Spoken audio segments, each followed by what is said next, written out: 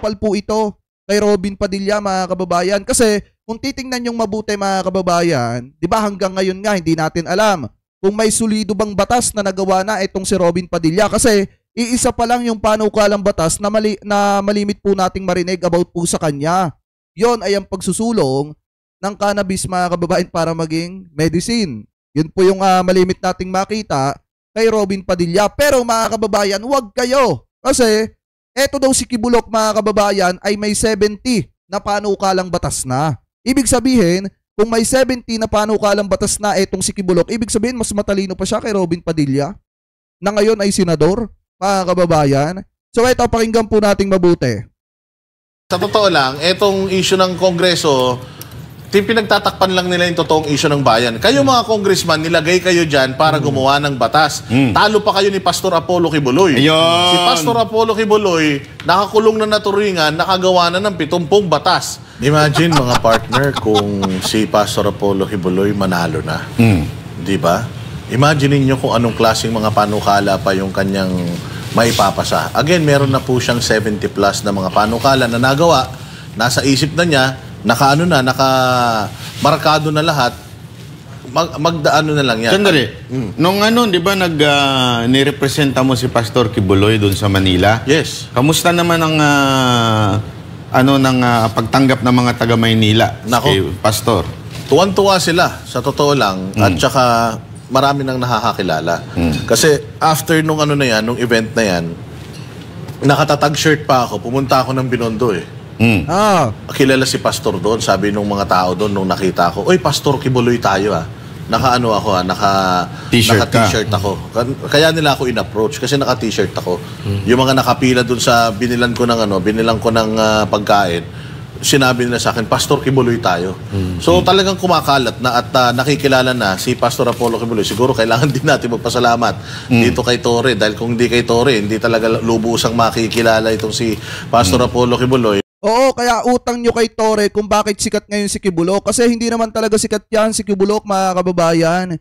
Sa totoo lang, kaya lang naman kasi nakilala ng unti-unti yang si Kibuloc dahil do sa pagpapahinto niya daw ng lindol. Kung matatandaan nyo yun, mga kababayan. And then yung hamunan nila ni Vice Ganda. And then after noon, mga kababayan, mas lalo pang nakilala si Kibuloc dahil do sa mga aligasyon sa kanya na pangmumulesto niya ng mga kababaihan at saka ng mga kabataan. Doon siya mas lalong nakilala. At yung mga request niya sa presidente, yung mga paghabol sa kanya ni General Torre, yun yung isang dahilan kung bakit kilalang-kilala ng taong bayan ngayon etong si Kibuloc, hindi bilang isang public servant, kung hindi bilang isang pastor na ginamit yung salita ng Diyos para para mangbaboy, mangmolesta ng mga kababaihan at mga kabataan di umano. Mga kababayan, ipagpatuloy pa natin. Makikilala si Pastor Apollo Kibuloy doon sa negatibo. Pero yung positibo, ipinakita kasi yun talaga noong 16-day na pagkubkob ng mga otoridad dyan sa Davao City, yung Kingdom of Jesus Christ Central. Tsaka huwag niyong kakalimutan, mga kababayan, na pinahirapan ni Kibuloc ang gobyerno. Bago siya nahuli kasi marami pa siyang mga request. Feeling untouchable yung si Kibuloc. Kaya mga kababayan, eto na yung panahon para ang taong bayan, ang mga kababayang Pilipino po natin, wag siyang ilagay sa Senado. Kasi mga kababayan, pinahirapan niya ang gobyerno. Marami siyang mga request, gusto niya pa lumuhod sa kanya ang presidente bago siya sumuko. Kaya nga mga kababayan, sabi ko sa inyo, darating yung time. Kung matatandaan ninyo, 2024, April ata yon, 2024. Sinasabi ko sa inyo, kung tatakbong senador ito, wag na itong iboto. Kasi darating yung time na hihingi po talaga ng suporta at boto yan sa sambayan ng Pilipino. Kaya sa mga kababayang Pilipino po natin, wag ninyong iboboto yan kasi kawawa yung mga nabiktima niyan. Di umano, mga kababayan. Kaya po nasa bilangguan yan ngayon kasi may mga nagsampa ng demanda laban po sa kanya. Especially yung mga human trafficking na kaso niya at yung mga child abuse, mga kababayan, mga pangmumulesta sa mga kababaihan, yan po yung isa sa mga kaso na kinakaharap po niya. Kaya sana, wag po nating suportahan yan para pagbayaran niya habang buhay yung kanya mga kasalanan. Ano po, ipagpatuloy pa natin. Compound diyan sa Davao. So, ayun, maganda ang pagtanggap banatbay ng mga kapitan. Oh. O kasi imaginein mo barangay chairman 'yun ng mula District 1 hanggang District 6. 180 na barangay chairman 'yun. At ang sinisigaw nila doon, PDP straight. Malaki ang malaki ang Maynila.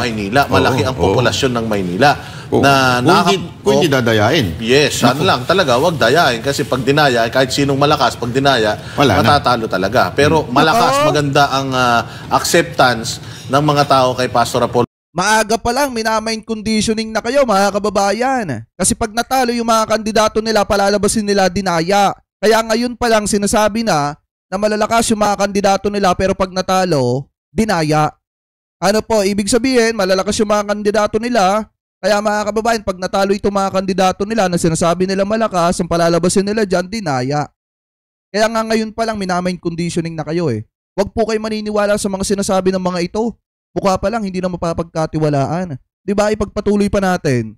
10 ng kanyang mga kasama dyan sa PDP laban. Kaya nga, ito nga, yung tungkol dito sa mga panukala, kung gusto nyo pa na malaman kung ano yung mga panukala ni Pastor Apollo Kibuloy, ayan, one of these days, ipapakita natin yung, yung parang website kung saan makikita yung lahat ng kanyang mga ginagawa, lahat ng kanyang mga nagawa at ng mga plano pang gawin. So, first world country ang target ni Pastor Apollo Kibuloy. Di pa nakaupo, ang dami na nagawa? Yes, yun ang pinakamaganda sa lahat.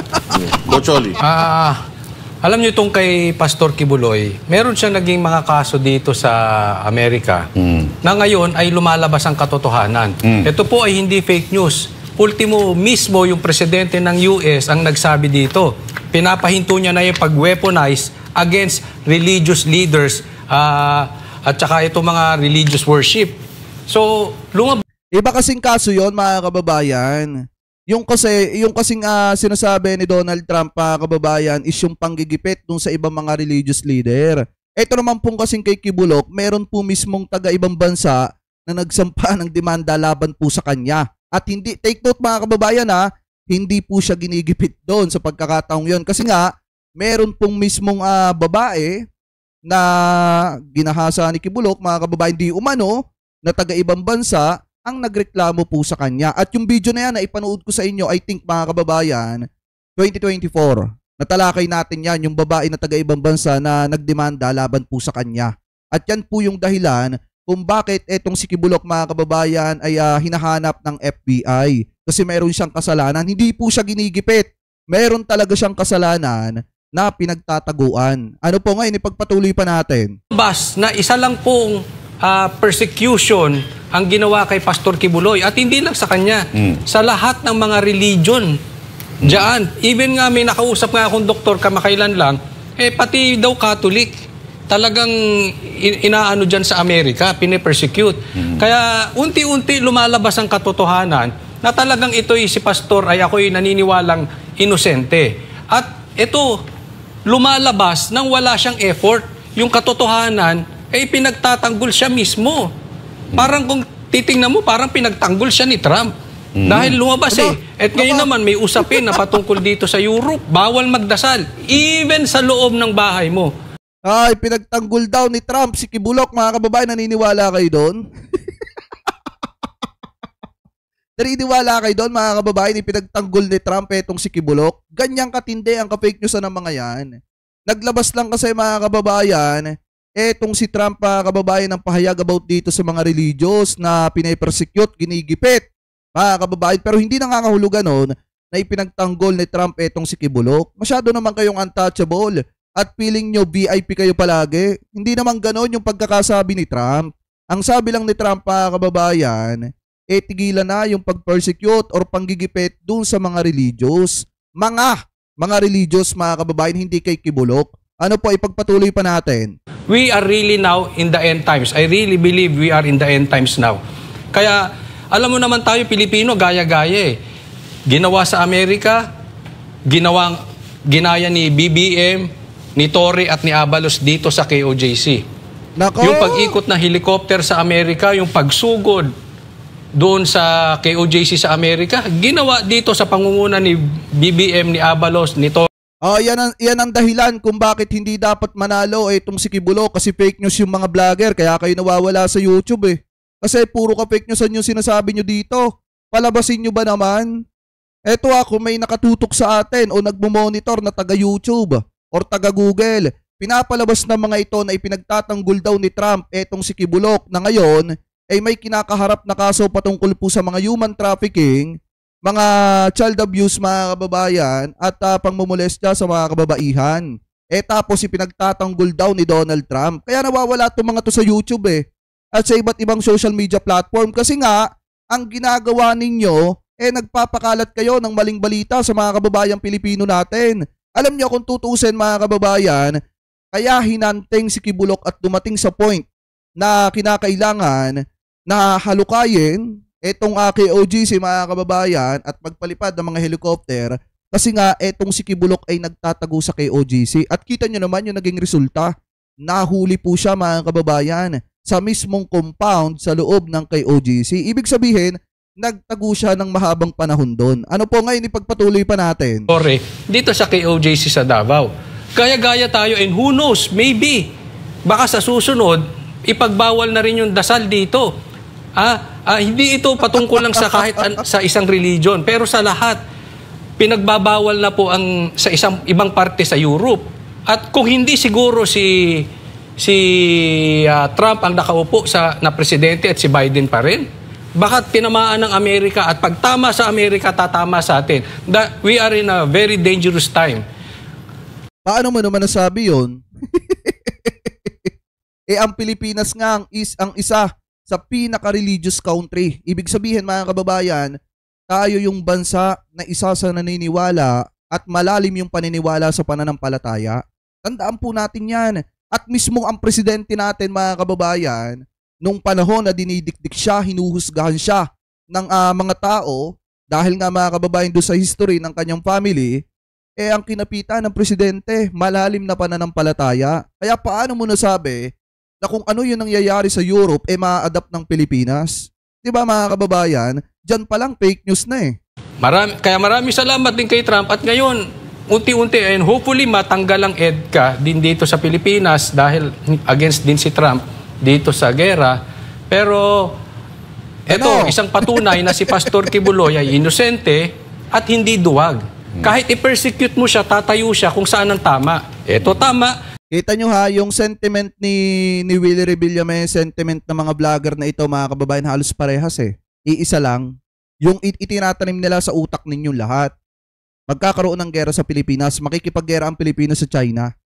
Lalo na kapag naandyan daw yung mga EDCA site. Pero kung titingnan nyo mga kababayan, yung EDCA site kasi napakalaki ng tulong niyan sa bansang Pilipinas. Bakit? Nagdadalawang isip ang China na gumawa ng mga matitinding aksyon sa ating bansa mga kababayan dahil na andito nga yung mga base militar ng US na tumutulong dito po sa bansang Pilipinas mga kababayan. So ngayon, kung titingnan nyo, yung sentiment nila na sinasabi nila palagi, magkakaroon daw ng gera kahit hindi naman totoo. Dahil hindi nga tayo nakikipaggera.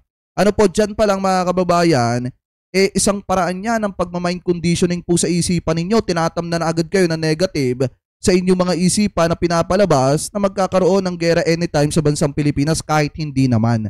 Ipagpatuloy pa natin. Gagawin ko ang tama. Kaya pinagpatuloy pa rin nila ang KOJC dyan sa Amerika at sa ngayon naman, makukuha na nila yung bunga dahil hindi naaawatin. Dapat makapunta tayo dyan para makita natin yung mga nangyayari dyan sa Amerika. Kasi yung nangyayari sa Amerika, tama si Coach Oli, ginagaya lang ng ating bayan. Sa katunayan, ang ating konstitusyon ay hango po sa konstitusyon ng Amerika. Kaya talagang lahat ng pattern, gaya-gaya ho tayo. Kung ano sikat doon, yun ang ginagaya natin dito. Diba? So, sana makita natin ng buong-buo kung anong nangyayari dyan. At sana, kasi may balita ako, ang SMNI daw, isa daw sa magpapayagang mag-cover sa kay Trump. Nakaka-excite kasi yung takbo ni Trump, yan din ang direksyon ng ating bayan. Diba? So, maganda yan. Magsama-sama tayo dyan soon sa Amerika. Ay, mga kababayan, ito naniniwala kayo doon? Yung SMNI papayagang mag-cover kay Trump? Mismong ang Google, mga kababayan, ibinan etong SMNI kasi nga masyadong fake news mga kababayan. Ba na pala itong mga ito kahit noon pa mga kababayan pero nakakalusot lang na nakakalusot. Ibig sabihin, kahit nakaban na sila, gumagawa lang sila ng iba't ibang account. Ano po para makabalik ulit sa mga social media platform. Pero kung titingnan nyo mga kababayan, etong SMNI, way back 2023 ata na ba na ito, nawala na yung kanilang main YouTube channel na may million followers, million subscriber. Pero mga kababayan, di ba gumawa ulit sila. And then, ito lang mga kababayan, ba na uli yung kanilang mga YouTube channel, yung kanilang mga social media platform kasi nga masyadong fake news. Tapos sasabihin nyo, iniimbitahan kayo ni Trump. Oy, magsigisi nga kayo. Masyado kayong, ganun ba talaga pag malaki ang bayad? Kahit hindi totoo, ibabalita, masabi lang na ang SMNI ay mapapagkatiwalaan ng sambayanang Pilipino. Alam nyo mga kababayan, sa totoo lang yung ginawa nila sa amin, noong 2022 kahit kasama namin sila, pinag-i-strike kami ng mga yan mga kababayan. Karma na sa kanila yan ngayon Bakit? Dahil unang-una bumabalik sa kanila yung ginawa nila sa amin noon. Kasi sa totoo lang mga kababayan, noon, way back 2022, kasama namin yan sa pangangampanya para kay Sara Duterte at saka kay PBBM. Pero ang ginawa ng mga yan sa amin, in-strike kami mga vlogger. And then mga kababayan, nakiusap kami. Nakiusap ako ng maraming beses dyan. Kaso hindi pinakinggan mga kababayan yung pakiusap ko. Hindi talaga nila pinakinggan mga kababayan. Tapos, yung ginawa nila, yung sinusubukan nilang gawin sa amin dati, tingnan nyo, bumalik sa kanila. Talagang mabuti pa rin ng Panginoon. Bakit mga kababayan? Kasi, yung ginawa nila sa amin noon, kung paano nila kami gipitin kahit kasama namin sila, bumabalik sa kanila ngayon. Kaya nga sabi ko noon mga kababayan, nung hindi nila ako nire-replyan sa mga email, kasi nga kasama namin sila nagtiwala kami sa kanila. Kaya naman kasi pumalo ng million followers ang SMNI kasi pinopromote yan ng mga vlogger ng mga panahon na yon, noong 2022. Kasi nga sinusuportahan namin si PBBM. Pero ang ginawa ng mga yan, in-strike kami mga vlogger mga kababayan. Kaya yung karma, sa kanila pumupunta ngayon. Ilang beses na silang gumagawa ng account pero ilang beses din na nati-take down. Kasi nga pagka fake news kasi mga kababayan ang pinagsasasabi, wala talaga. Talaga yan? Tatanggalin talaga yan ni YouTube. Wala kasing puwang dito sa social media yung mga fake news mga kababayan.